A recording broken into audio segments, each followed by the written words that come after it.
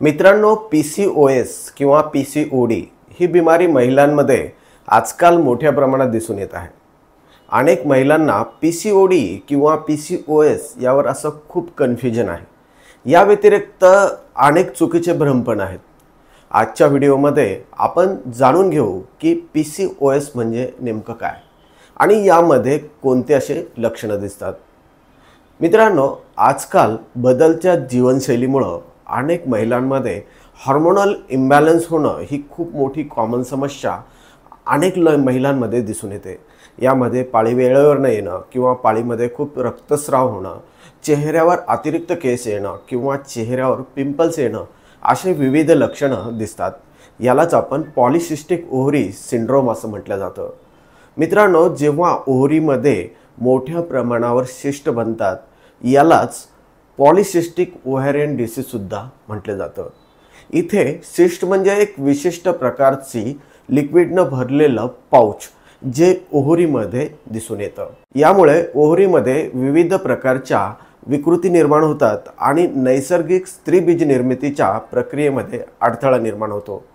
PCOSच्या रुग्णांमध्ये ओव्हरीमध्ये वेळेच्या अगोदरच अंडी निर्माण होते व हीच अपरिपक्व अंडी काही काळानंतर सिस्टमध्ये परावर्तित होतात। यालाच आपण पॉलिसिस्टिक ओव्हरी डिसीज असं म्हणतो। हा एक लाईफस्टाईल डिसीज आहे आणि यावर होमिओपॅथीमध्ये खूप असे चांगले औषध आहेत। योग्य पद्धतीने उपचार केला तर या आजारापासून सहजपणे सुटका होऊ शकते।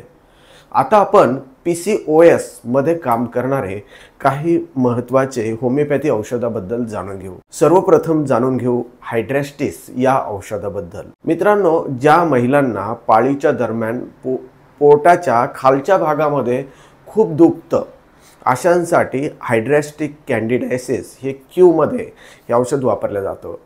पेन कमी करण्यासाठी 12-12 थेंब सकाळ दुपार संध्याकाळ अर्धा कप पाण्यात टाकून जर काही दिवस घेतलं तर निश्चितपणे या पॉलिसिस्टिक ओव्हरी सिंड्रोम या आजारापासून पेशंटला बराच आराम मिळतो। पुढचं औषध बघूया पल्साटिला नायग्रा या नावाचं।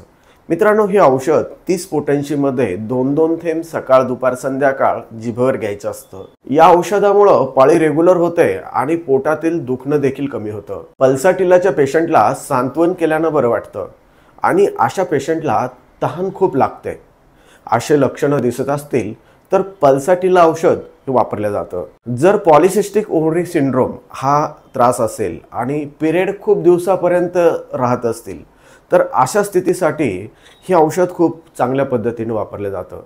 या औषधाचं नाव आहे कल्केरिया कार्ब। हे औषध जे आहे तर 2-2 थेंब सकाळ दुपार संध्याकाळ 30 पॉवरमध्ये घ्यायचं असतं। अशा रुग्णांची शरीरयष्टी जी असते ते खूप जाड असते, त्यांच्या डोक्यावर रात्री खूप घाम येतो अशी लक्षणं असतील तर कल्केरिया कार्ब हे 30 पोटॅन्शीमध्ये वापरले जातं। मित्रांनो, याच प्रकारचे अनेक औषधं होमिओपॅथी शास्त्रात आहेत। रुग्णांच्या मनस्थितीनुसार त्याच्या जीवनशैलीनुसार ही औषधं ठरवली जातात। PCOS साठी अनेक औषधं होमिओपॅथीमध्ये आहेत, जसं की नॅट्रोमूर आहे, पल्साटिला आहे, ॲल्युमिना आहे, सेपिया आहे।